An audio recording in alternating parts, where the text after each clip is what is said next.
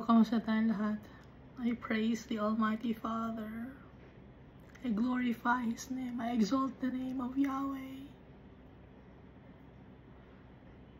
For He is righteous, He is holy, He is just, He is kind and merciful.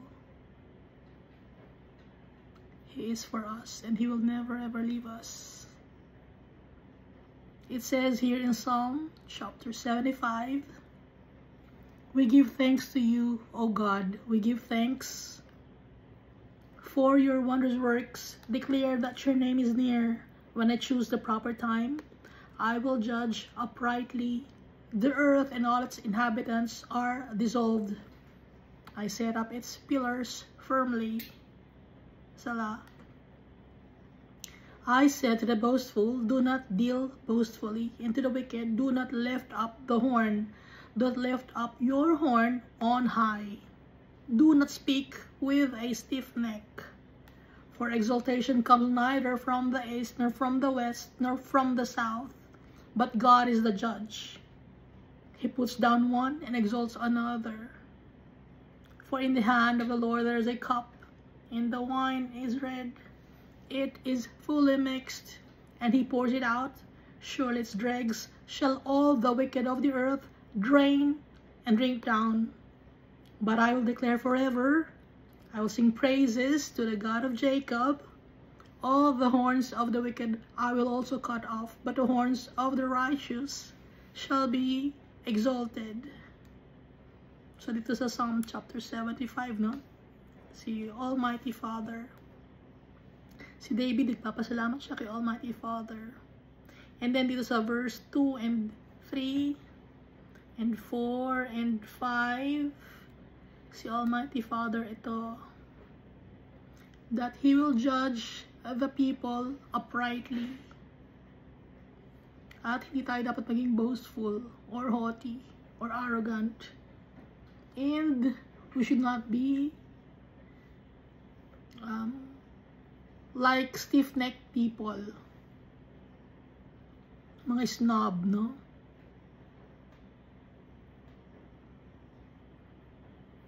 Ang gagawin ni Almighty Father sa mga wicked, yung horns ng mga wicked will be cut off.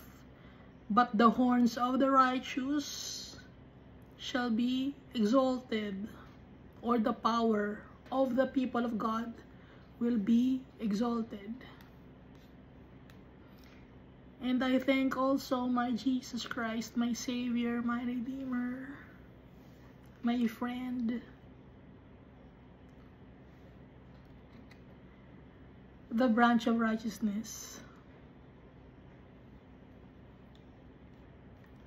For He loves us. He gave His life for us. And His blood is precious and priceless, and because of the precious blood of Jesus, we will be saved. We will have eternal salvation. And I thank the Holy Spirit for living in our hearts, for making us remember of the goodness of our Father and of the teachings of Jesus Christ. So last time we've read only half of 2 Kings chapter 18, and then we also read 2 Chronicles, the whole chapter of 2 Chronicles chapter 28, kasi ano sila? Connected sila, kaya natin binasa yung 2 Chronicles chapter 28. Kasi itong 2 Kings chapter 18, it's about Hezekiah's reign in Judah. And Hezekiah was faithful to the Almighty Father. So yung mga works that Hezekiah did was written in 2 Chronicles chapter 28, 29, and 30. Kaya, iiwan na natin itong 2 Kings chapter 18 para sinatahin natin para basahin yung 2 Chronicles chapter 29 and 30. Kasi nakalimutan na ng mga tao sa Kingdom of Judah and Kingdom of Israel yung kanilang promise kay Almighty Father. Ang ginawa ni Hezekiah, ibinalik yon. Kaya babasahin natin ngayon. Sino natin? Ako lang. So dito sa 2 Chronicles chapter 29, yung last time 28 siya.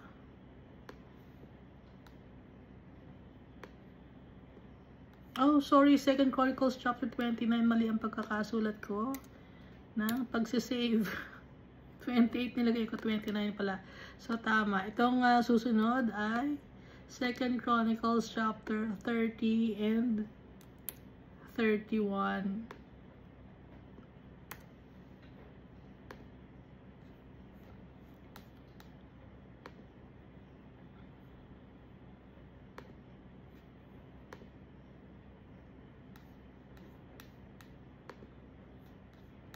So, dito yung gawain pa rin ni Hezekiah.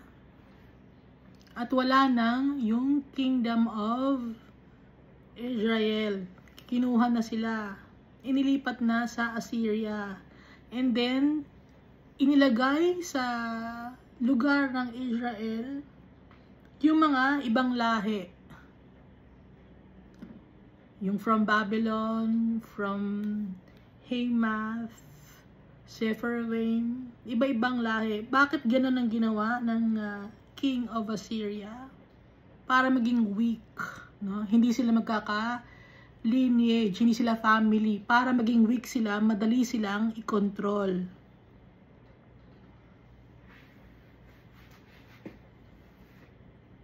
Ano yun? Divide and conquer ang ginawa ng King of Assyria. Para maging weak. Kaya nga niya inilipat yung ibang mga children of Israel sa Assyria at i-distribute din niya yon, no? So that's divide and conquer, yung kanyang ginawa niya strategy.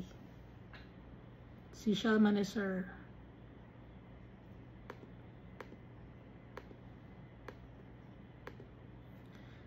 So, ituloy natin yung 2 Chronicles. Nabasa na natin last time yung 2 Chronicles chapter 29. Yung 2 Chronicles chapter 30 naman. Kung ano pa yung ginawa ni Hezekiah. Dahil, di ba, inayos na ni Hezekiah yung temple. Inalis niya yung mga idinagdag ng kanyang father na galing sa Damascus. He rebuilt the temple of God, renovated, no? So, 2 Chronicles chapter 30. And Hezekiah sent to all Israel and Judah, and also wrote letters to Ephraim and Manasseh. So, ibang mga tribes nakipag-communicate si Hezekiah, na kahit na siya ay from the tribe of Judah, he communicated with the people of Ephraim and Manasseh and the rest of Israel, that they should come to the house of the Lord at Jerusalem to keep the Passover to the Lord God of Israel, para ibalik yung pagse-celebrate ng Passover, kasi nawala yon.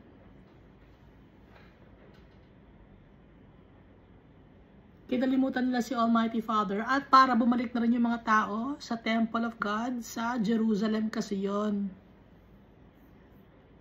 Dahil napalayo ang mga tao sa Kingdom of Israel.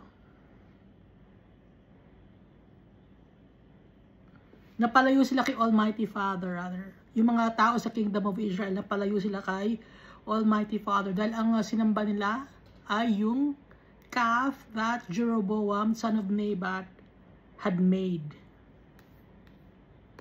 Verse 2, for the king and his leaders and all the assembly in Jerusalem had agreed to keep the Passover in the 2nd month.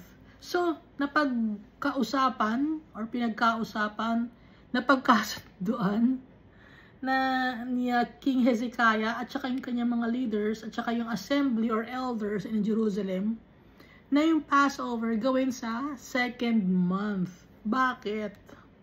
Kasi dapat first month yung Passover.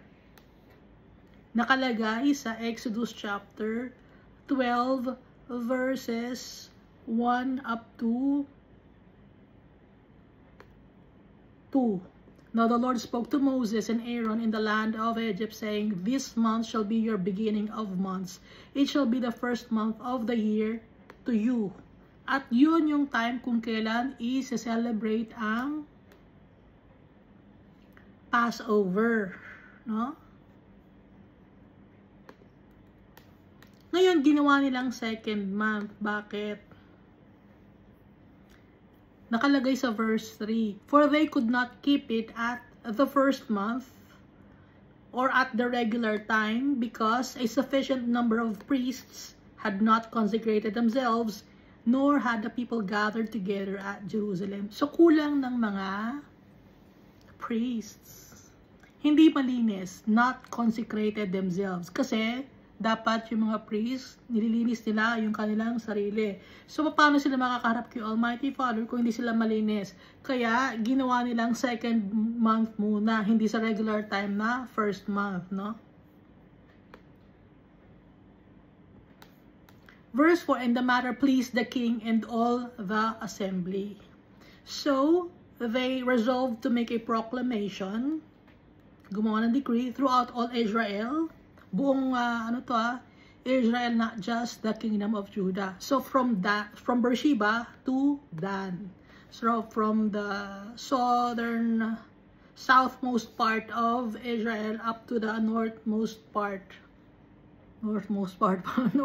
part of Israel, yung Dan. That they should come to keep the Passover to the Lord God of Israel at Jerusalem, since they had not done it for a long time in the prescribed manner. Matagal nang ginagawa. Yung promise nila kay Almighty Father, di ba nag-promise sila sa Gilgal na gagawin nila yung Passover, aalalahanin nila si Almighty Father to give thanks to the Almighty Father. So, hindi na nila nagawa yun. Matagal nilang hindi nagawa.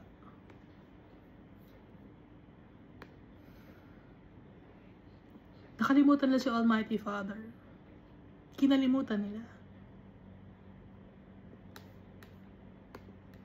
Verse 6, Then the runners went throughout all Israel and Judah. So, meron siyang mga runners or mga messengers na pinadala throughout Judah and Israel. So, dalawang kingdom yun. So, may mga natitira pang mga tao na mga children of Israel sa ibang mga lugar. Pero, mostly, tinanggal na ni King, King of Assyria, Shalmaneser,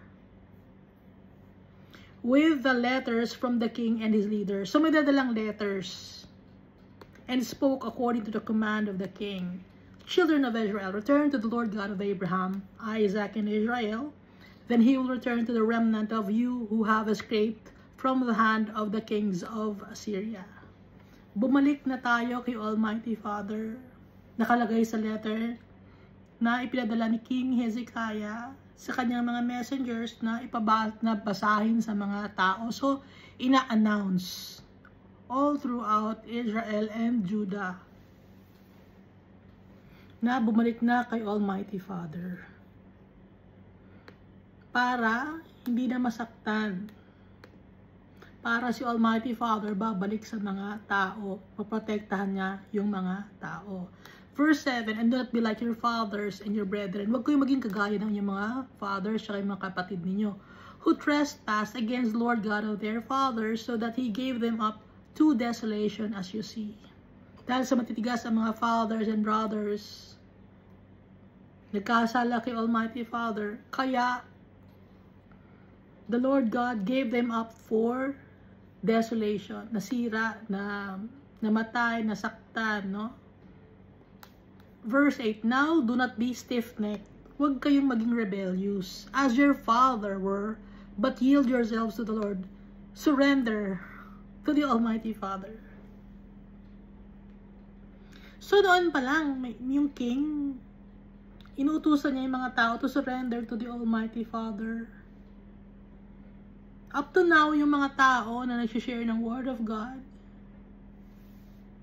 they encourage people to surrender to the Almighty Father. Na wag tayong maging arrogant. We must humble ourselves before our Father and obey Him. And enter His sanctuary, which He has sanctified forever, and serve the Lord your God, that the fierceness of His wrath may turn away from you, para hindi magalit si Almighty Father. Sa tingin ninyo ngayon, nagagalit pa si Almighty Father sa atin? Hindi nyo naramdaman? Punong-puno ng corruption ng government, not just sa sarili nyong country, all over the world. Magulo ang mundo. Greedy ang mga tao. Lahat gusto kanya, kamkamin. Bakit nagkaroon ng ganon? Parusa ni Almighty Father para sa atin. Para matuto tayo. Mabuksan ang ating mata. I-surrender natin ang ating sarili kay Almighty Father through Jesus Christ. Pero matigas ang ulo natin, di ba? Verse 9, for if you return to the Lord, your brethren and your children will be treated with compassion by those who led them captive, so that they may come back to this land. For the Lord your God is gracious and merciful, and will not turn His face from you if you return to Him. So bumalik tayo kay Almighty Father. That's Almighty Father. He is gracious and merciful, and He loves us so much. Kaya lang tayo nakakaranas ng mga pains and sufferings. Dahil matigas ang ulo natin. At lalo pa natin titigasan ang ulo natin, lalo tayo nagyayabang. Imbis na magpakumbaba tayo sa tatay natin, lalo pa tayo nagyayabang.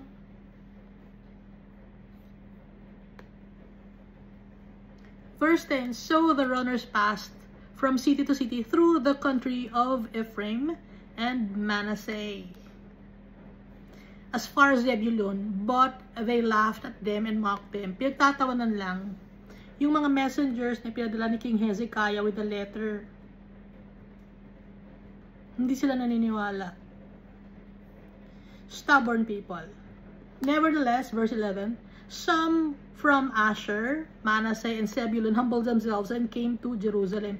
Pero may mga mangilan-ngilan na mga tao galing sa tribe of Asher, tribe of Manasseh, and tribe of Zebulun ang nagpakumbaba kay Almighty Father at pumunta sila ng Jerusalem, kasi usually hindi sila dapat pupunta ng Jerusalem kasi sakop sila ng kingdom of Israel, kasi nahatid na nga yung kingdom, di ba? Pero may mga tao na nagpakumbaba kay Almighty Father, at dahil yung temple ni Almighty Father nandun sa Jerusalem, doon nagpunta yung mga tribe of Asher, Manasseh, and Zebulun. Also, the hand of God was on Judah to give them singleness of heart. Nagkaroon ng iisang hangarin, iisang goal, to give them singleness of heart, iisa ang heart, to obey the command of the king and the leaders at the word of the Lord.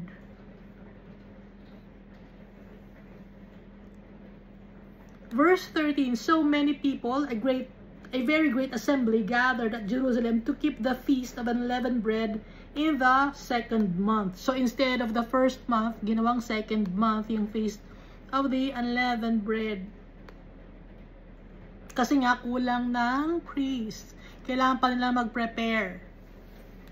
Kailangan pang i-sanctify or i-consecrate ang mga priests. Kasi kulang yung mga priests. So yung mga Levites, sila ang kino-consecrate or sinasanctified. Verse 14, they arose and took away the altars that were in Jerusalem, and they took away all the incense altars and cast them into the brook Kidron. So yung nilagay ni King Ahaz na kadumihan at ipinasok sa temple ni Almighty Father, tinanggal lahat yon. Nilinis ang temple of God. Yung incense altars, nilagay, itinapon sa brook Kidron. Verse 15, then they slaughtered the Passover lambs on the 14th day of the second month. No?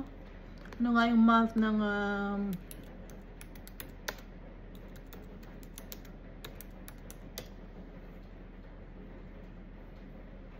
Iyar. Yun ang second month. Nisan, Iyar, Sivan, Tammuz, Av, Elul, Tishrei, Heshvan, Kislev, Tevet, Shevat, and Adar. Yan ang month ng time ng yung Israel, no? And each month has 29 or 30 days. So ito lang natin. So on the 14th day of the second month, Iyar 14. The priests and the Levites were ashamed and sanctified themselves.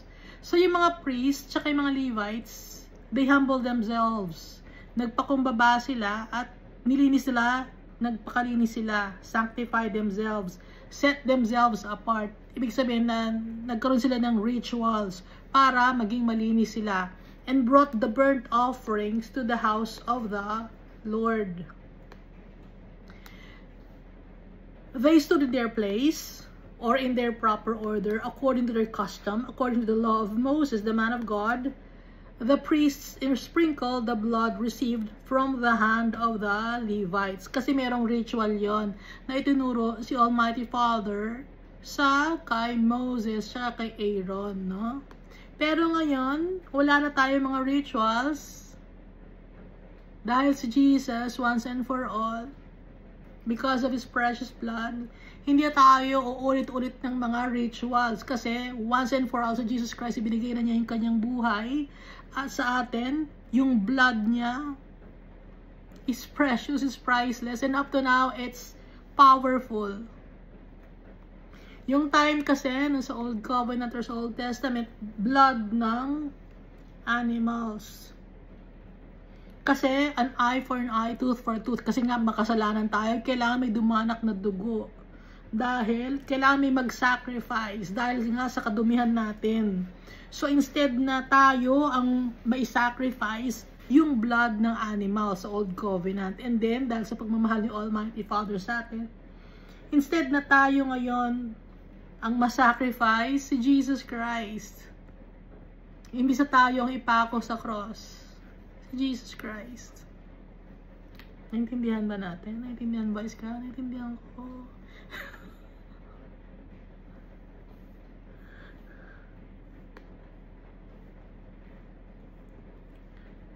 So, nung time na yun, no, ini-sprinkle yung blood sa temple, sa altar, no? Ginaganon, biniwisik para luminis. Verse 17, yung altar. For there were many in the assembly who had not sanctified themselves or consecrated. Marami sa assembly ang hindi malinis. Therefore, the Levites had charge of the slaughter of the Passover lambs for everyone who was not clean, to sanctify them to the Lord. So, bawat lambs, kailangan malinis muna. Maayos ang pagkaka-prepare. No? So tumutulong ang mga Levites. Although hindi pa sila hindi sila formal na priest kasi sa kanila galing ang mga priests, sa mga Levites. Pero hindi naman lahat ng mga Levites ay priests. Pero tumutulong sila. Kasi they were set apart as servant of the Almighty Father. Kaya nga sila walang minana na lupa. Magsiserve sila kay Almighty Father ang mga Levites. Verse 18. For a multitude of the people, many from Ephraim, Manasseh, Issachar, and Zebulun, had not cleansed themselves. Pati na yung mga tao dapat malinis kung lalapit kay Almighty Father. Pero hindi na nagkaroon sila ng time to cleanse themselves. Kasi merong time frame yon na, example, mga 1 week, ganun. Mga biglaan kasi silang nangyari to, biglaan. Nag-announce na lang, di ba, bigla? So, punta na kayo doon. Mag-aano tayo, mag-celebrate tayo ng Passover sa ika-second month. So, madalian ito. Kasi, usually, pag every year, so, nagpe-prepare na sila every year, no? Pero, since kinalimutan nila sa Almighty Father, tapos biglang nag-announce si Hezekiah, so, madalian ito.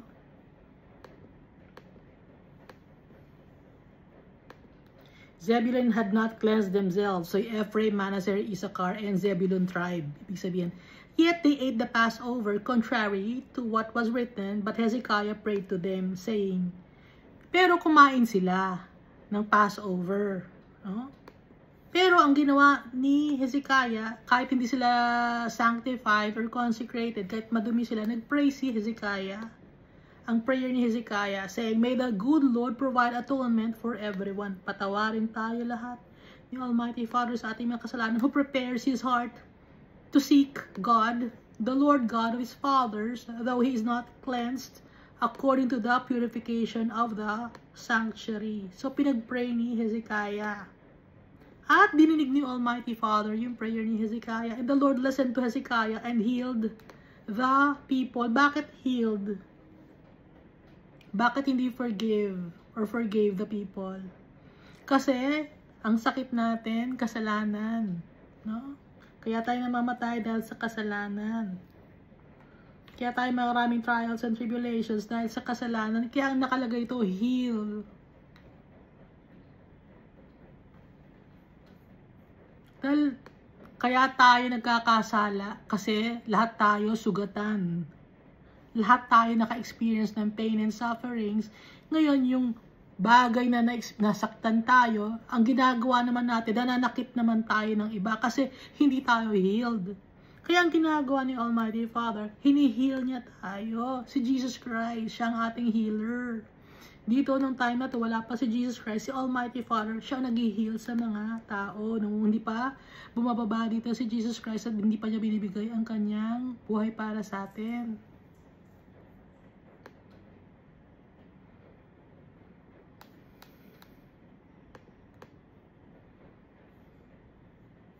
Kasi kaya tayo nananakit ng kapwa-tao natin, kaya tayo maraming trauma, kaya tayo nang-chichismis ng tao. Nang-chichismis ba kayo ng tao? Kasi kayo mismo, na-chismis din kayo, nasaktan din kayo. So gumaganti kayo, hindi man kayo aware na gumaganti kayo, gumaganti. No? Yung heart kasi natin, madumi. Ngayon kailangan ma-heal ang heart natin. Ang mag-heal ng heart natin. Ngayon, si Jesus Christ, dahil dumating na si Jesus Christ. Pero yung time na yon, yung time din sa Old Covenant, si Almighty Father ang nag-heal sa mga tao. Verse 21, so the children of Israel who were present at Jerusalem kept the feast of unleavened bread 7 days with great gladness. So masaya ang mga tao dahil nakapag-celebrate sila ng feast of unleavened bread. It's magaan ang kanilang pakiramdam. It's a celebration. They were joyous, no? Full of gladness. Di ba pag nagpe-pray tayo kay Almighty Father, humingi tayo ng kapatawaran? Nagiging na-alleviate yung pain and sufferings natin. Ganon din sila. Nawawala yung guilt dahil pinapatawad tayo dahil sa ating pananampalataya kay Almighty Father and kay Jesus Christ.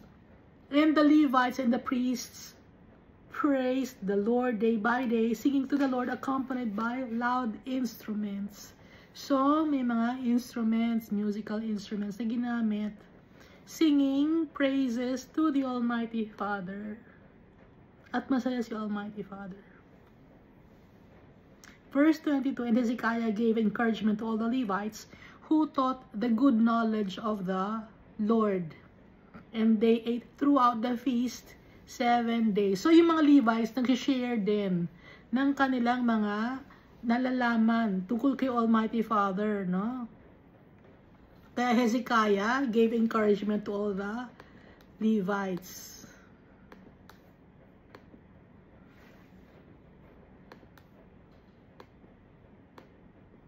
And they ate throughout the feast 7 days, no? 7 days, it's a complete number. Offering peace offerings and making confession to the Lord God of their father. So, aside from offering peace offerings, kino-confess din nila kay Almighty Father yung kanilang mga kasalanan.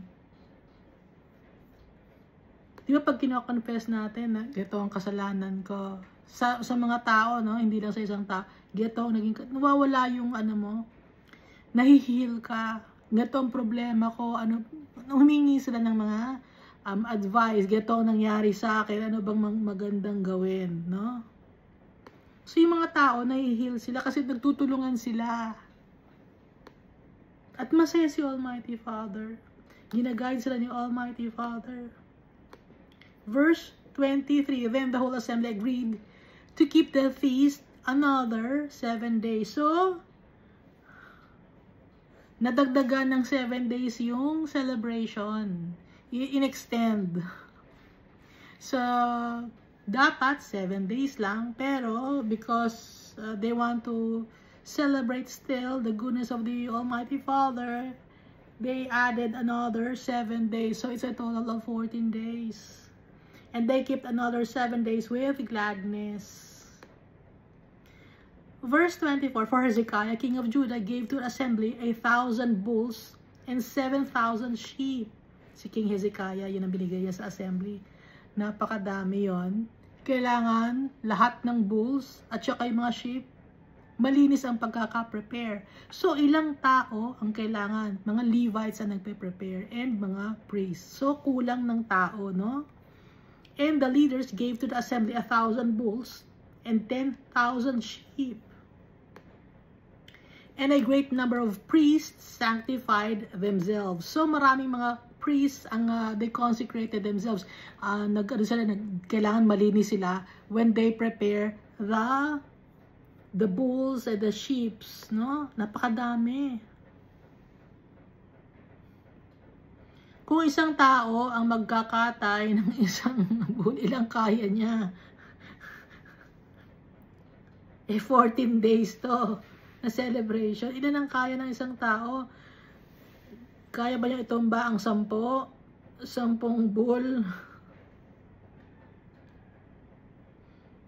Verse 25, the whole assembly of Judah rejoiced, also the priests and Levites. So masaya rin ang Judah, or the tribe of Judah.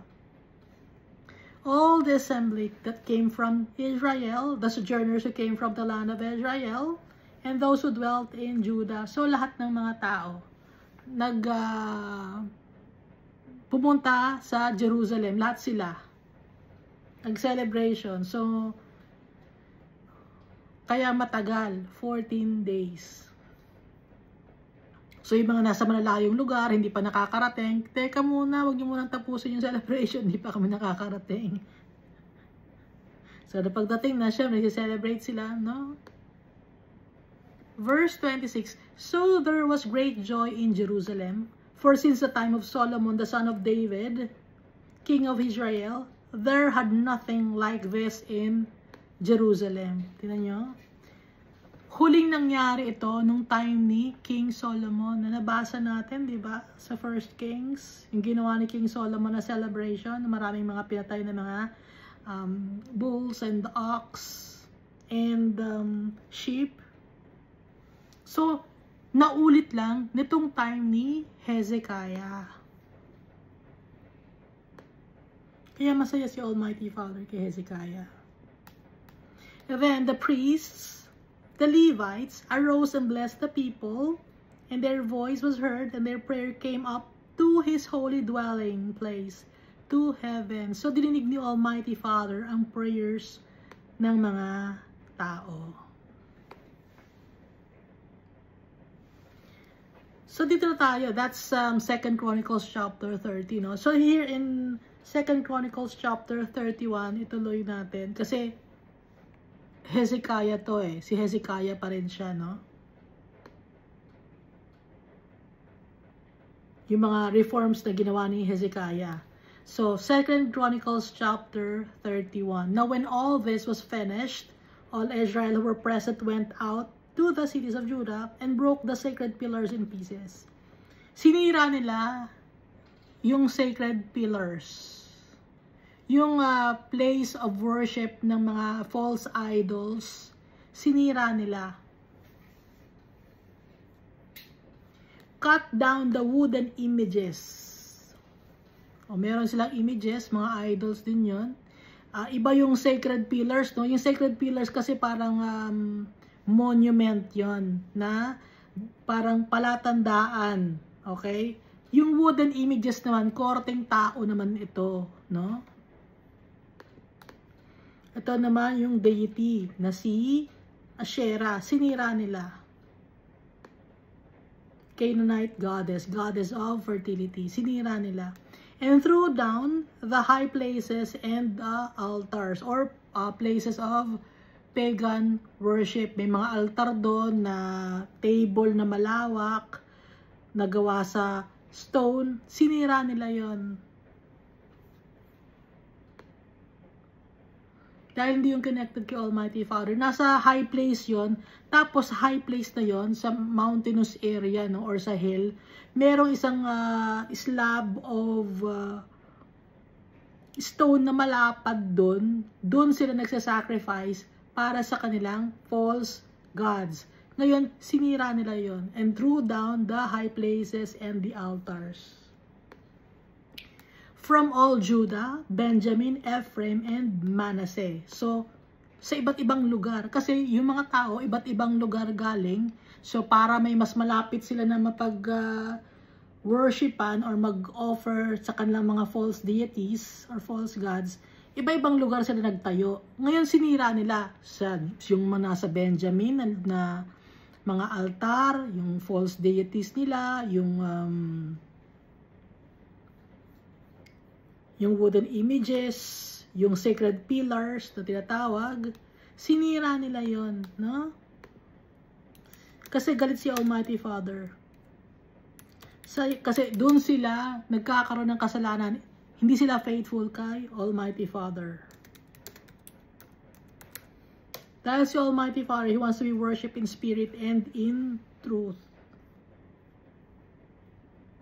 So yung mga sacred pillars na to, sometimes they are made of wood or stones. Palatandaan, no? Yung stone, may mga naka-carve doon na stone, may naka-carve doon na kung ano-ano.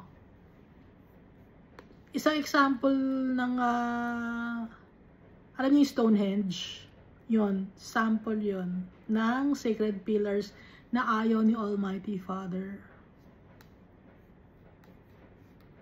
Yung parang bato siya na inilagay doon. Ito, bato to. No? Parang palatandaan ng kanilang covenant sa kanilang false deities. Tinanggal yon. Sinira. Pati na yung altar na slab of rock or stone na malapad, sinira din yon. Pati yung wooden images ni Asherah, Astarte, Ishtar, Easter. Until they had utterly destroyed them all, then all the children of Israel returned to their own cities, every man to his possession. So, nung sinira na nila, umuwi na sila sa kanilang bahay. At masaya sila nung sinira nila yun. Bumalik sila kay Almighty Father. So tayo, kailan tayo babalik kay Almighty Father? Kayo, kailan kayo babalik kay Almighty Father?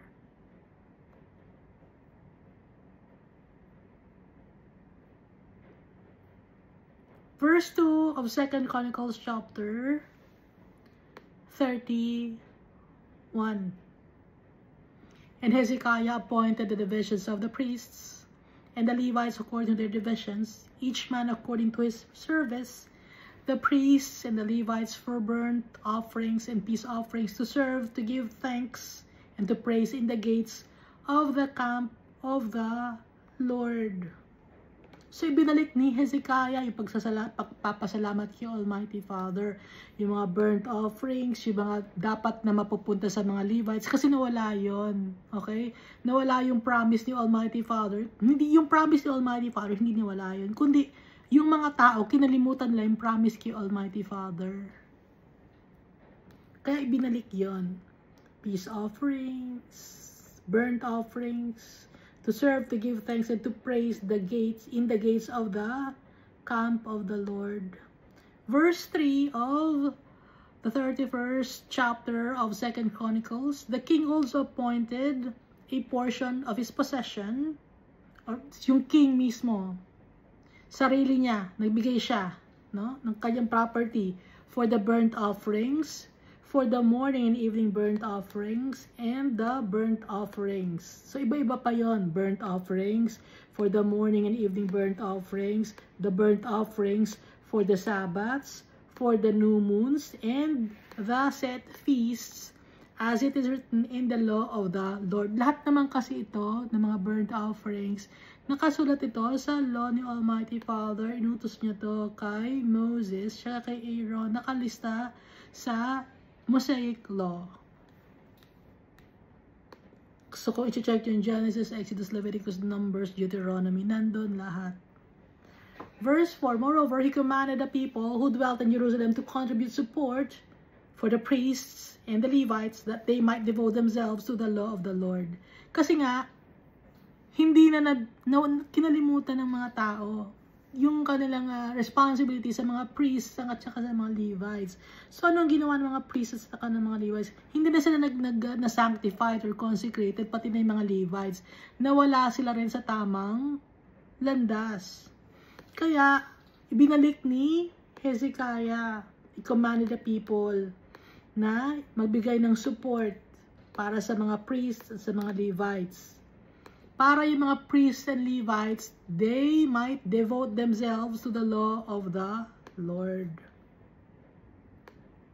Verse 5, as soon as the commandment was circulated, the children of Israel brought in abundance the first fruits of grain and wine, oil and honey, and of all the produce of the field.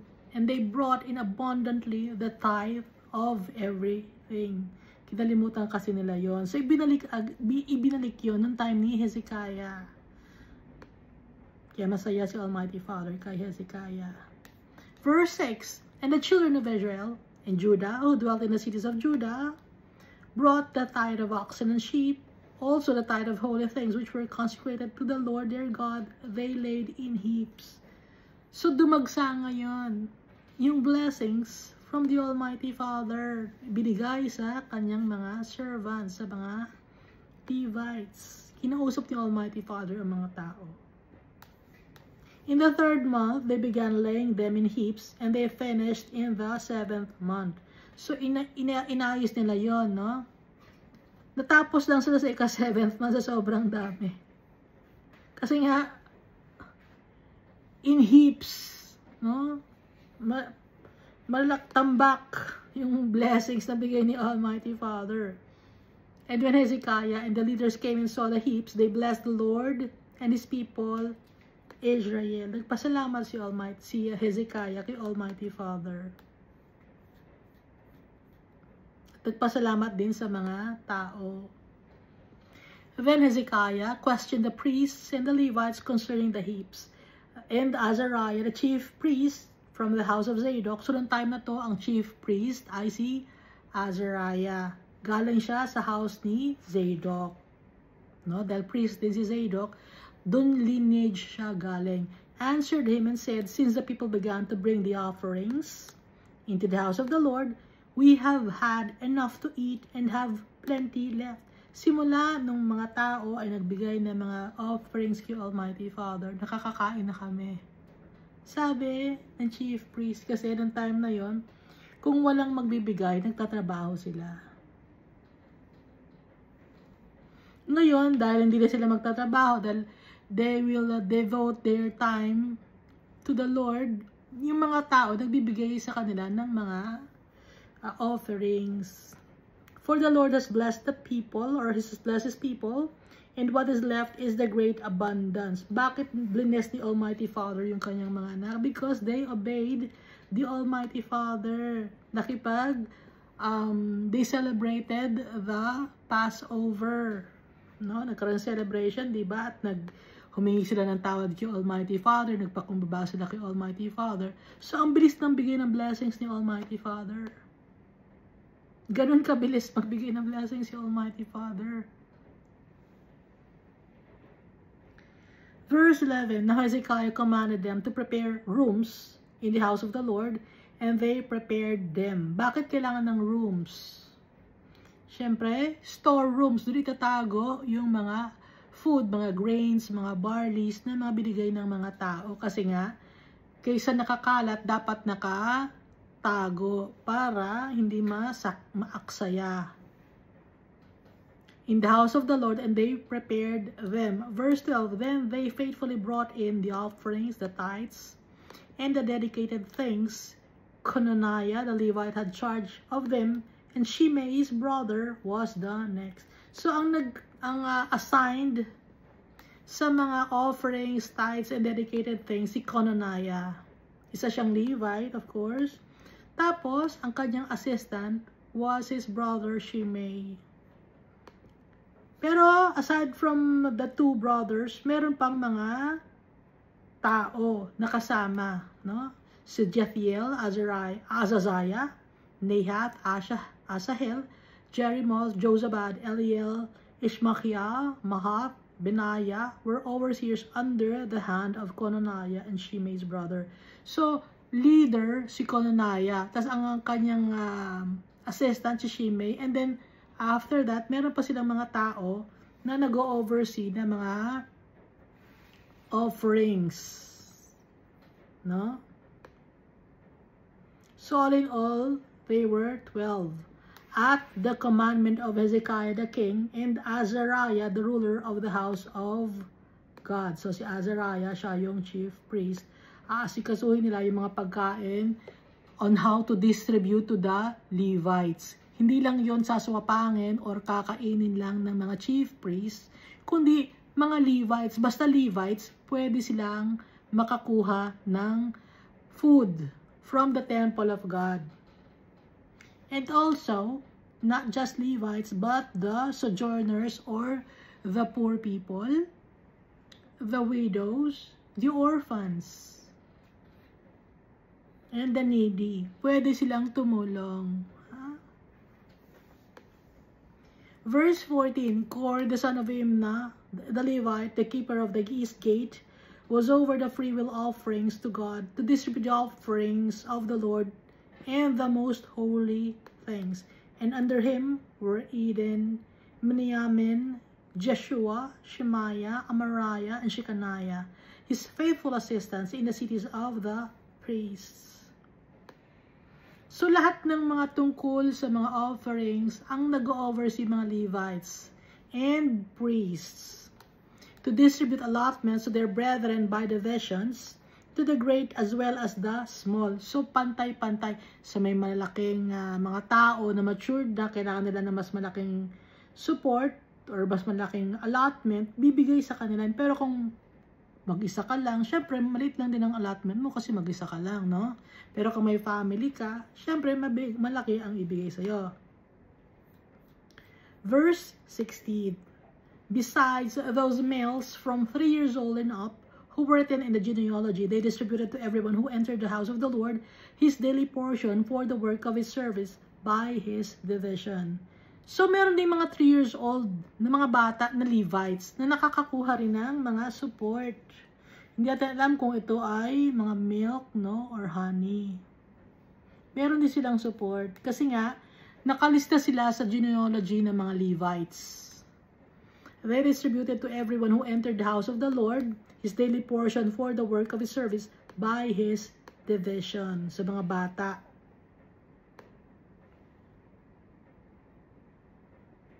Verse 17, and the priests who were written in the genealogy according to their fathers' house, and to the Levites from 20 years old and up according to their work by their division. So, iba-ibang klaseng division. So, merong mga bata, merong mga 20 years old and up na, at saka meron na mga priests, no? So, yun lahat sila ay mga Levites. So, meron silang kanya-kanyang mga allotments. At nakalista sila. So, kung may bagong ipapanganak na from the tribe of Levi, o ilista nyo to, anak ko, ano siya, from the tribe of Levi. Kasi kung wala silang nakukuhang allotment, nagtatrabaho sila.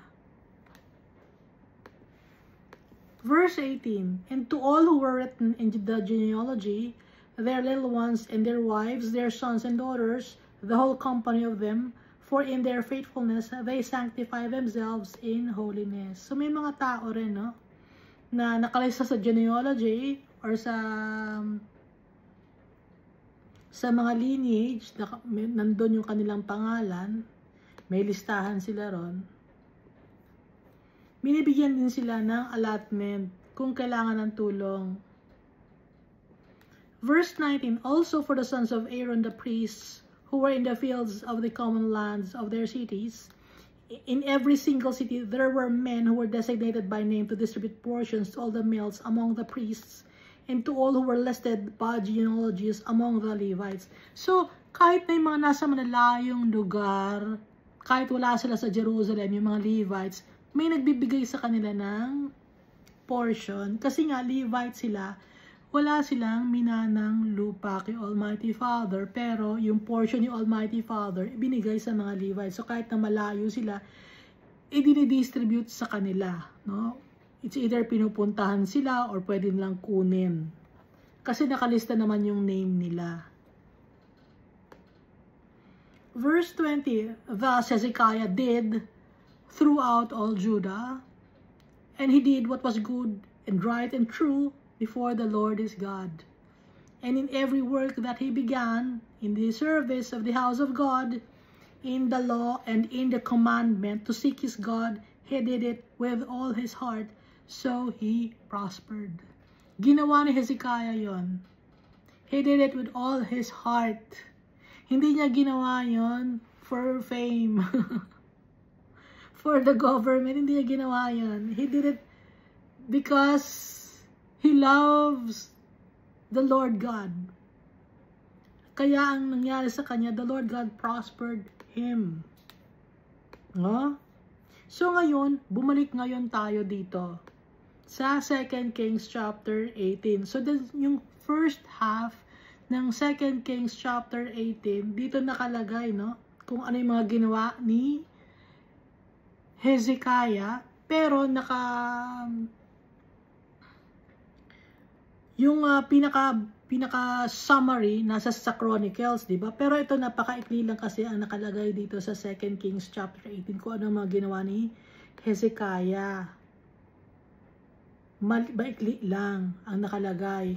Pero binasa natin yung 2 Chronicles chapter 29, 30 and 31 para malaman natin kung ano lahat ng kanyang mga ginawa. Kasi maikli lang ang nakalagay dito, ulitin ko, maikli lang ang nakalagay dito sa 2 Kings chapter 18. Para maintindihan natin. Para maintindihan mo, ha? Kaya binasa mo yung 2 Chronicles chapter 29, 30 and 31 para maintindihan mo kung bakit si Hezekiah ay mahal ni Almighty Father. Dahil nga, ano pong ginawa ni Hezekiah? He was faithful to the Almighty Father. Ibinalik niya yung Passover celebration na hindi nangyari yon. Ang last na nangyaring malaking celebration was from the time of King Solomon pa. So ilang years yon? Hundreds of years ang dumaan bago nangyari yon. Kaya nangyari uli yon sa time ni King Hezekiah. At tinanggal ang mga high places, tinanggal si Asherah, yung mga wooden idols, tinanggal yung mga slabs of rocks or stones na kung saan sila nag-worship sa kanilang mga false deities, tinanggal lahat yon. So, bumalik ang mga tao kay Almighty Father. Inilagay ni Almighty Father sa puso ni Hezekiah. Dahil hindi makakagawa tayo ng tama kung hindi si Almighty Father ang maglalagay sa hearts natin. Dahil on our own, we are wicked. So, balik tayo dito sa 2 Kings chapter 18. So, tinanggal, di ba, yung mga high places, yung mga sacred pillars, yung mga bato na palatandaan na yun ay powerful na bato. May mga ganong klase. Na up to now, may mga ganung tao na pupunta sa mountain, tapos kukuha sila ng kapangyarihan. May mga ganung klaseng tao. May palatandaan sila kung saan sila pupunta, sometimes sa kuweba, no? At sinira rin ni Hezekiah yung bronze snake or bronze thing na tinatawag na Nehushtan, a Hebrew word Nahash, yung serpent, which also is Ahas in Tagalog. So balikan na natin itong 2 Kings chapter 18, verse 5. He trusted in the Lord God of Israel, so that after him was none like him. Wala nang katulad si Hezekiah after him among all the kings of Judah, nor who were before him. At walang katulad bago si Hezariah, wala siyang katulad bago siya, at nung after niya, wala nang katulad.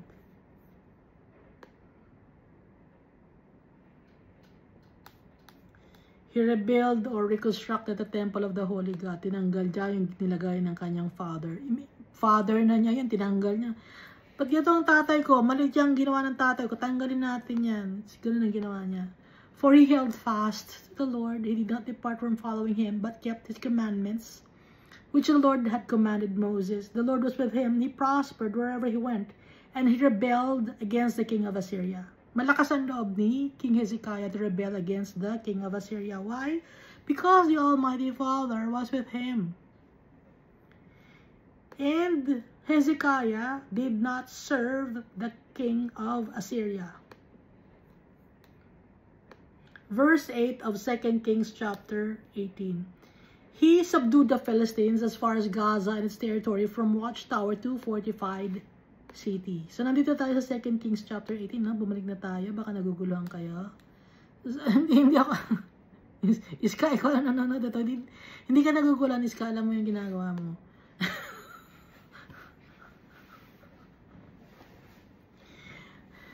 Yung mother ko na kinakwento sa akin, bata daw ako, mag-isa, nakikita ko ng yaya ko, mag-isa lang daw nagsasalita.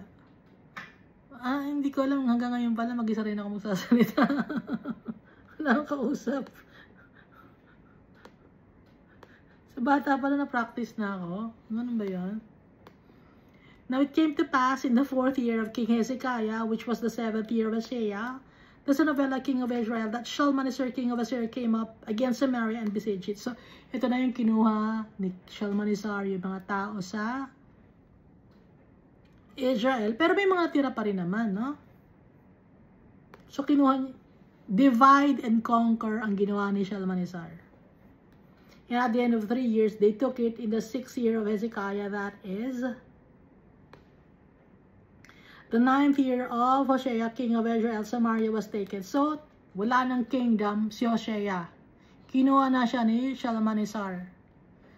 Sira na yung kingdom of Israel. Tandaan natin na sira na yung kingdom of Israel. And then, nung time ni Amos and Obadiah, ano nangyari? Yung mga tao from different lands like Assyria and Babylon, nung bumalik sila, saan sila bumalik? Bumalik sila sa Jerusalem. So, yung 10 tribes, nawala na sila. Bumalik sila sa Jerusalem. Doon sila nag-convene sa Judah. Kaya naging Jew sila. Naintindihan natin? Kaya nawala na yung 10 tribes. Dahil they were wicked. Yung king nila, wicked. Kaya tinanggal ni Almighty Father. When the king of Assyria carried away Israel captive to Assyria and put them in Halah, and by the Habor, the river of Gozan, and in the cities of the Medes, pinaghiwa-hiwalay ng king of Assyria ang mga captives na mga Israelites or children of Israel. Kaya nga, divide and conquer ang ginawa ng king of Assyria. Para hindi sila magsama-sama, hindi nila labanan ang king of Assyria, pinaghiwa-hiwalay. Naintindihan natin yan, di ba? In divide and conquer. Because they did not obey the voice of the Lord God. Kaya sila nagkahiwalay-hiwalay. Dahil they were stubborn, wicked, stiff-necked people, but transgressed his covenant, and all that Moses, the servant of the Lord, had commanded, that they would neither hear nor do them. So ito, bago pa nagkaroon ng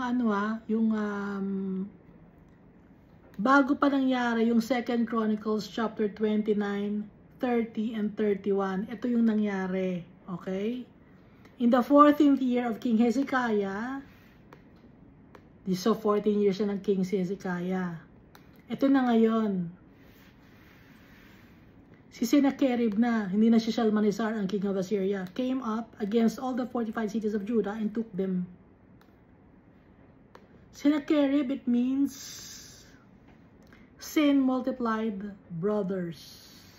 Sin referring to the moon deity in Assyrian Babylonian mythology. Yun ang kanyang pangalan. Then Hezekiah, king of Judah, sent to the king of Assyria at Lachish, saying, I have done wrong. Turn away from me. Whatever you impose on me, I will pay. Sabi ni King Hezekiah, nagkasala ako sa iyo, hindi ako succumb sa gusto mo, magbabayad na lang ako. And the king of Assyria assessed Hezekiah, king of Judah. Paano pagkaka-assess ni Hezekiah? Paano pagkaka-assess ni Sennacherib? 300 talents of silver and 30 talents of gold. So Hezekiah gave him all the silver that was found in the house of the Lord and in the treasuries of the king's house. Inipon lahat ni Hezekiah yung pera na makukuha yung silver and gold galing sa temple of the Lord. Galit ba si Almighty Father? Hindi siya galit. Bale, wala kay Almighty Father ang gold na nasa temple. Sino ang importante kay Almighty Father? Yung mga tao. And in the treasuries of the king's house. At that time, Hezekiah stripped the gold from the doors of the temple of the Lord and from the pillars which Hezekiah, king of Judah, had overlaid. So, nung nirenovate yung temple of the Lord, naglagay si Hezekiah ng gold sa pillars. Gold-plated yung pillars. Pero tinanggal yon. Galit pa si Almighty Father? Hindi siya galit.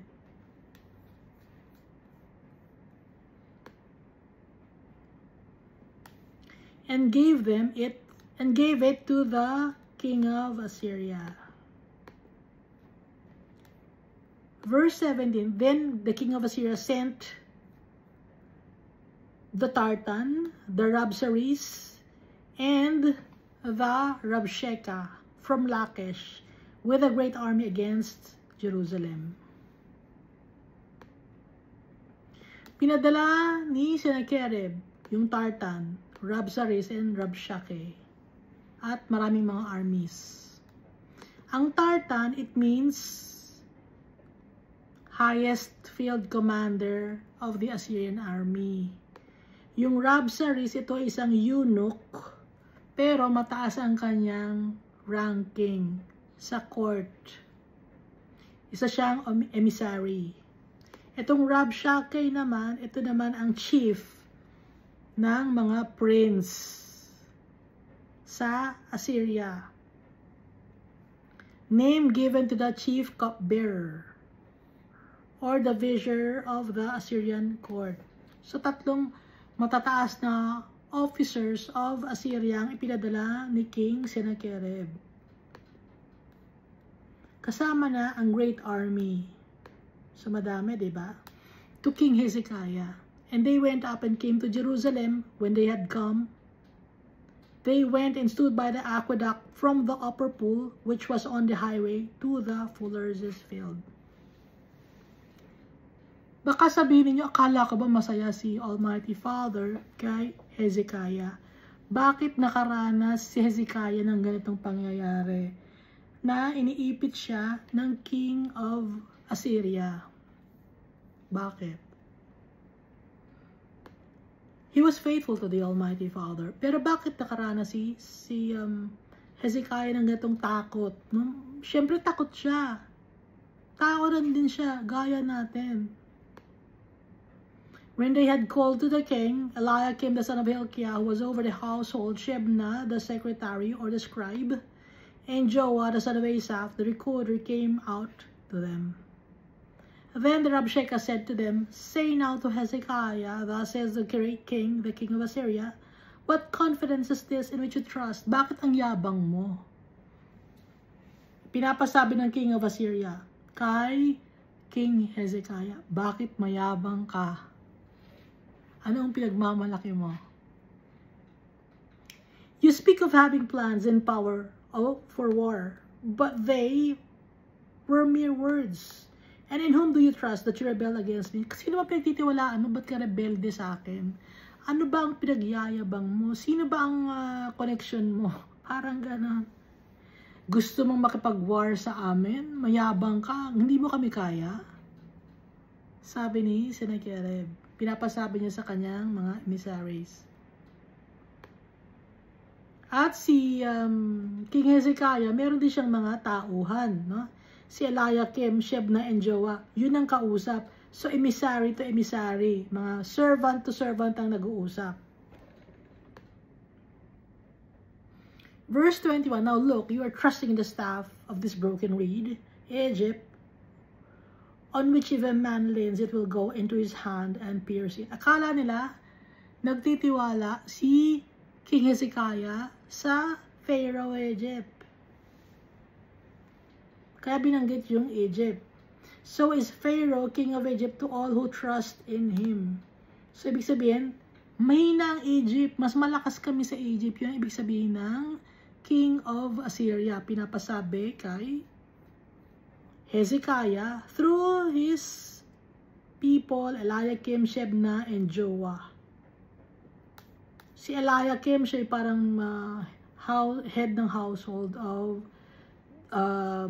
King Hezekiah. Si Shebna, scribe or secretary, tagasulat siya, expert siya sa law. Si Joah naman, the son of Asaph, siya ang recorder, no? Tagasulat, kung ano-ano mga kailangan, yung mga chronicles, kung ano mga nangyayari. Yun ang difference. Verse 22, But if you say to me, we trust in the Lord your God, or we trust in the Lord our God, is it not he whose high places and whose altars Hezekiah has taken away, and said to Judah and Jerusalem, You shall worship before his altar in Jerusalem? Ngayon, kung sasabihin ninyo, nagtitiwala kayo sa inyong Diyos na makapangyarihan sa lahat, di ba tinanggal ninyo yung high places ninyo? Di ba pinatanggal sa inyo ng Diyos nyo? Sabi ng mga emissary ni Sennacherib, di ba pinatanggal ng Diyos nyo yung high places ninyo? At tinanggal yun ni Hezekiah? At mag-worship kayo dito sa Jerusalem? Now therefore I urge you, give a pledge to my master the king of Assyria, and I will give you 2,000 horses, if you are able on your part to put riders on them. Mayabang, no? Magbigay kayo ng pledge. Pledge means covenant, pact, treaty, contract, or money, no? Nang sa ganon, bibigyan kayo ng 2,000 horses ng King of Assyria. Pero kung kaya nyo yung lagyan ng mga sasakay ng kabayo, kasi mahina lang kayo. Parang minamarit ng King of Assyria, yung Kingdom of Judah. If you're able to do on your part to put riders on them, bibigyan ko namin kayo ng 2,000 horses, pero I doubt it. Parang ganun ang gustong sabihin, ano? Verse 24, How then will you repel one captain of the least of my master's servants and put your trust in Egypt for chariots and horsemen? Bakit kayo magtitiwala sa Egypt, sa chariot and horsemen? Paano yung makakalaban? Isang captain nga lang, hindi nyo kaya eh. Sabi, no?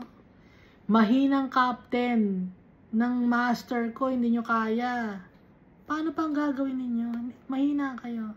So, dinadown ng King of Assyria at ng kanyang mga servants yung kingdom of Judah, pati yung king. Minamaliit. Have I now come up without the Lord against this place to destroy it? The Lord said to me, go up against this land and destroy it. So nagsinungaling siya. Pupunta ba ako rito kung hindi sa akin pinapasira ni Lord ang lugar na to?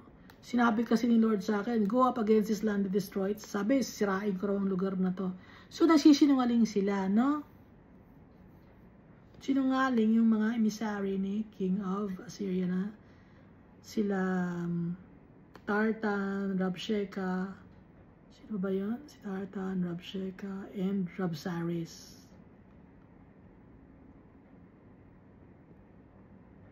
So, stress dito. Yung mga tauhan ni Hezekiah, and also si Hezekiah, stress din siya.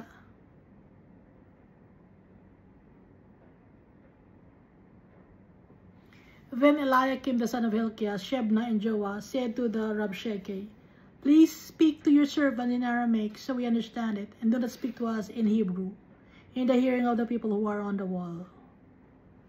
Makipag-usap kayo sa amin, please, in Aramaic, ibang words, ibang language ang pag-usapan natin. Huwag kayo magsalita in Hebrew. Kasi pag nagsalita kayo in Hebrew, yung wall, may mga nakikinig dyan, may mga tao nagbabantay. Sabi ni Eliakim, Shebna, and Joah. Kaya kung makikipag-usap kayo sa amin, secret lang, Aramaic, wag Jew, kasi matatakot ang mga tao sa mga sinasabi ninyo. Yun ang ibig sabihin. Verse 27, but the Rabshakeh said to them, has my master sent me to your master and to you to speak these words, and not to the men who sit on the wall, who will eat and drink their own waste with you? Ipinadala pa ako dito para lang kayong kausapin at hindi ko ipaalam sa ibang mga tao kung ano ang mangyayari sa inyo. Verse 20, then the Rabshakeh stood and called out with a loud voice. Lalo pa niyang nilakasan ang kanyang boses. Lalo pa siya nagyabang, yung Rabshakeh. With a loud voice in Hebrew and spoke, saying, hear the word of the great king, the king of Assyria. Makinig kayo sa akin, mga tao. So he was speaking in Hebrew para maintindihan ng mga tao, not in Aramaic. Thus says the king, do not let Hezekiah deceive you, for he shall not be able to deliver you from his hand. Huwag kayong papaloko sa king ninyo na si King Hezekiah. Hindi niya kaya kayong dalhin. So, bumababa na yung moral ng mga people of Judah. So, ito, tactic to of war, no? Isa sa mga tactic of war, sa mind, ini-inculcate sa mga tao na hindi mo kaya, hindi nyo kaya. Ngayon yung mga tao naman, pag weak ang mind, hindi nga natin kaya, hindi natin kaya. Hindi natin kaya. Ganon, pag weak ang mind ng tao. So, ini-inculcate yon, or ipinapasok sa utak yung kasinungalingan para ngayon, yung mga tao, panghinaan ng loob.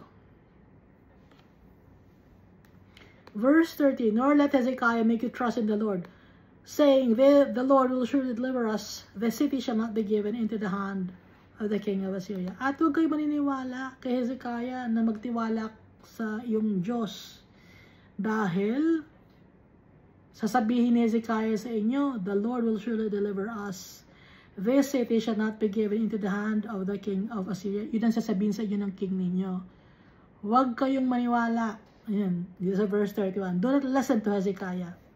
For thus says the king of Assyria, make peace with me, buy a present and come out to me, and every one of you eat from his own vine, and every one from his own fig tree, and every one of you drink the waters of his own cistern, until I come and take you away to a land like your own.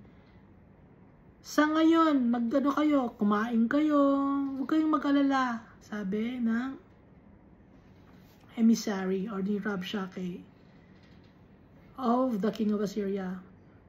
Kumain kayo. Relax lang kayo. At babalik ako ngayon sa inyo. Babalikan ko kayo. At pagbalik ko sa inyo, kukunin ko kayo. Sabi sa verse 32. Kukunin ko kayo, ilalayo ko kayo dito sa lupa ninyo. Saan ko kayo ililipat? A land of grain and new wine, a land of bread and vineyards, a land of olive groves and honey, that you may live and not die. But do not listen to Hezekiah, lest he persuade you, saying, the Lord will deliver us. Pero huwag kayo maniniwala sa king ninyo. Dahil ako, babalik ako rito. Kumain kayo, tapos kukunin ko kayo, dadaling ko kayo sa magandang lupain. Bakit niya gustong kunin? Kasi nga, ang plano is divide and conquer para humina. Okay? Kasi pag wala ka ng kakampi, konti lang kayo. Paano ka ngayon makikipaglaban sa king of Assyria kung kukunti lang kayo, hiwa-hiwalay kayo? Paano kayo makikipag-communicate? So, ganun ang ginagawang strategy ng king of Assyria. Hinihiwa-hiwalay ang mga family. Has any of the gods of the nations that all deliver its land from the hand of the king of Assyria? Where are the gods of Hamath and Arpad? Where are the gods of Sepharvaim and Hena and Elah? Indeed, have they delivered Samaria from my hand? Asa na ngayon ang Diyos ng Hamath at Arpad? Sabi ng emissary ng Syria. Asa na ngayon ang God ng Sepharvaim, ng God ng Hena at ng Iva? At ngayon, nasa akin na yung Samaria. Sila ba ang nagbigay sa akin ng mga tao sa Samaria? Kaya nasa amin na ngayon yung ibang mga tao ninyo na nasa nasa Assyria na ngayon na dinala. Verse 35, who among all the gods of the lands have delivered their countries from my hand, that the Lord should deliver Jerusalem from my hand? Sinong Diyos ang magsasave sa inyo? Kaya ba ng Diyos ninyo na i-deliver sa akin? Na i-deliver away from my hand ang Jerusalem na kalabanin ako? So minamaliit nila si Almighty Father, minamock nila si Almighty Father. Hindi lang si King Hezekiah ang minamock, hindi lang yung mga tao ang minamock, lalo pa si Almighty Father. Verse 36. But the king held their peace and answered him not a word. For the king's commandment was, do not answer him. Huwag kayo magsasalita. Kahit anong sabihin niya, kahit anong mga mind games ang ginagawa, pinapahina niya ang inyong loob, huwag kayong magsasagot. Verse 37, then Eliakim the son of Hilkiah, who was over the household, Shebna the scribe, and Joah the son of Asaph, the recorder, came to Hezekiah with their clothes torn, and told him the words of the Rabshakeh. Nagsumbong na ngayon.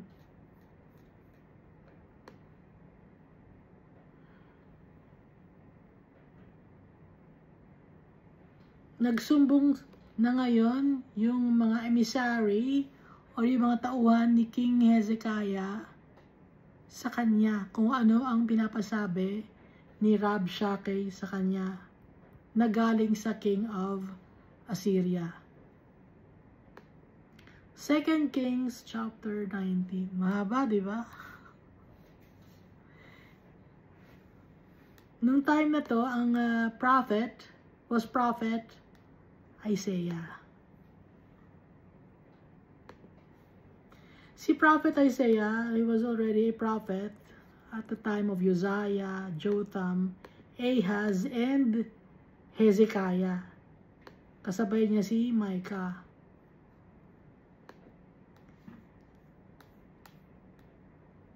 So, prophet siya ng Kingdom of Judah.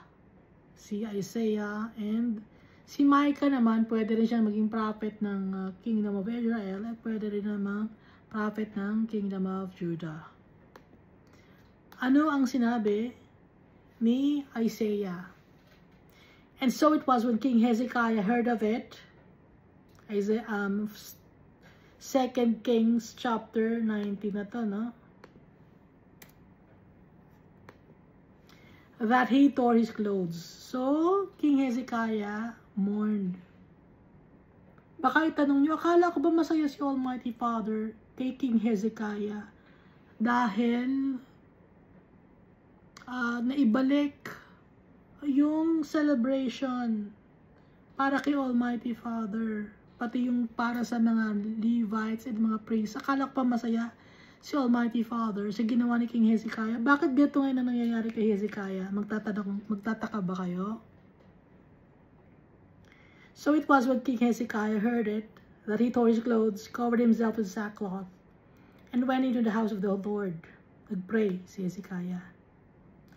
Then he sent Eliakim, who was over the household, Shebna the scribe, and the elders of the priests, covered with sackcloth, to Isaiah the prophet, the son of Amos.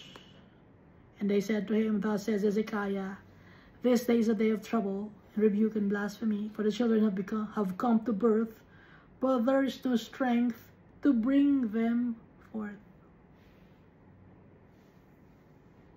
So dito takot na takot yung si Shebna, si Eliakim,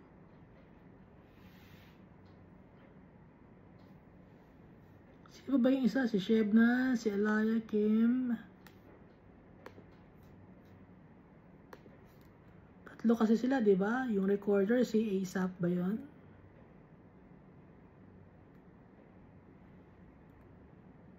So, takot na takot sila.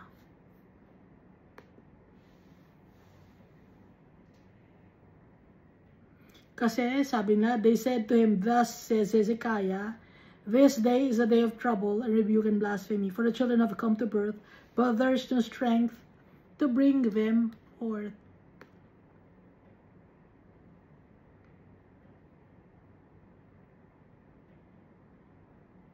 It may be that the Lord your God will hear all the words of Rabshakeh, whom his master the king of Assyria sent to reproach the living God, or to mock the living God, and will rebuke the words which the Lord your God has heard.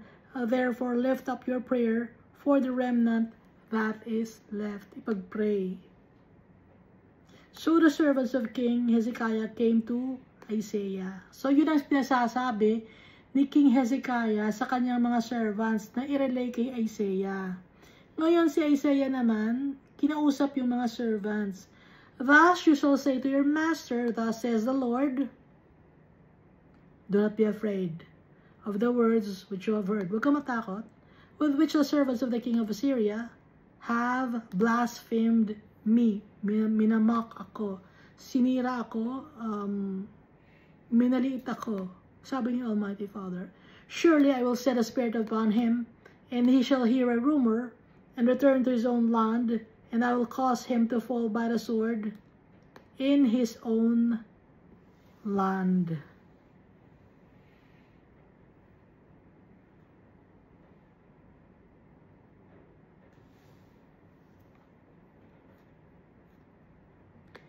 So tayo, napapasaya natin si Almighty Father, humingi tayo ng tawad sa Kanya, sinusunod natin ang Kanyang gusto. Pero dumating din yung time na may mga troubles tayo na na-experience, tribulations, pains and sufferings. Why? It's a test of our faith. Hanggang kailan tayo magtitiwala sa Almighty Father natin? Yun, nakikita natin ang goodness ni Almighty Father. There are times na binibless niya tayo, but there are also times na tinatanggal niya yung blessings na yon, napapalitan ng mga pains and sufferings.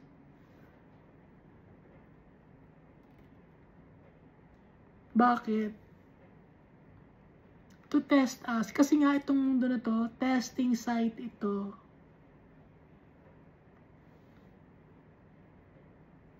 Para maging kagaya tayo ni Jesus Christ. Si Jesus Christ, Son of God, Son of Man. Naka-absuelto ba si Jesus Christ sa pain and sufferings? Hindi ba siya nakaranas ng tribulations dito sa mundo? He was crucified on the cross.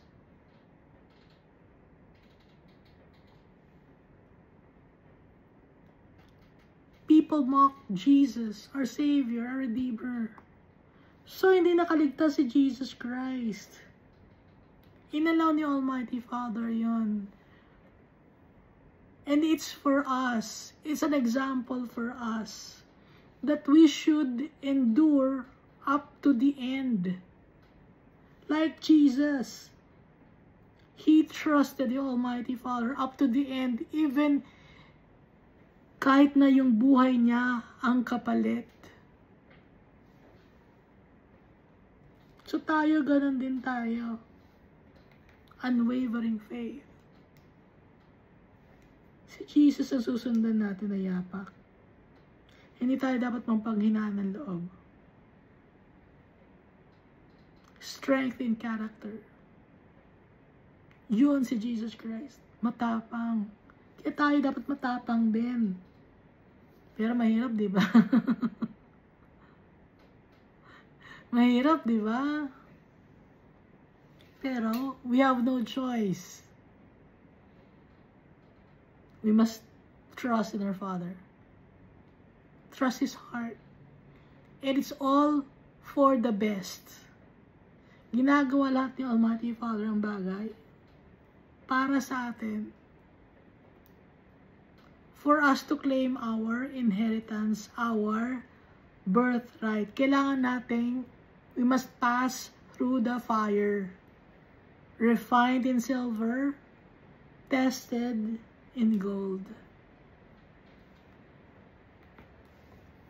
At doon makikita ni Almighty Father kung faithful tayo sa Kanya, kung talagang nagtitiwala tayo sa Kanya. Kasi yung mga tao, nagtitiwala lang kay Almighty Father pag maganda ang buhay nila. Pero pag nasisira na ang buhay nila, iniiwanan nila si Almighty Father kung ano na ng kanilang mga ginagawang kadumihan. Pero si Jesus Christ, hindi niya iniwan si Almighty Father. Naka-crucify si Jesus Christ on the cross. Sobrang hirap ng pinagdaanan ni Jesus Christ, pero nagtiwala pa rin siya kay Almighty Father. At yung kasama ni Jesus Christ na thief, may faith siya kay Jesus Christ. Ikaw ba, makikita mo, naka-crucify na ng isang tao, magkakaroon ka ng faith doon? Ang laki ng faith ng tao naka-crucify na yun, nakikita niya yung tao rin naka-crucify, tapos may faith ka sa kanya. Kaya, nung time na yun, isinama siya ni Jesus Christ in heaven. Dahil nakita yung kanyang faith na kahit na naghihirap si Jesus Christ, kahit sugat-sugat si Jesus Christ, kahit punong-puno siya ng dugo, may pananampalataya sa kanya. Yung tao na naka-crucify din on the cross.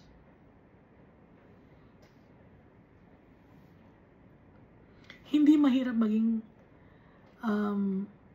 actually mahirap maging follower ni Almighty Father. Nakita niyo ba yung mga servants ni Almighty Father? Yung mga apostles niya, si James, na kapatid ni John the Beloved, he was killed. Nasa Bible, di ba? Nasa Book of Acts. Si John the Baptist, anong ginawa? Pinagutan ng ulo. Lahat, hirap. Pero, yung faith na natili sa heart,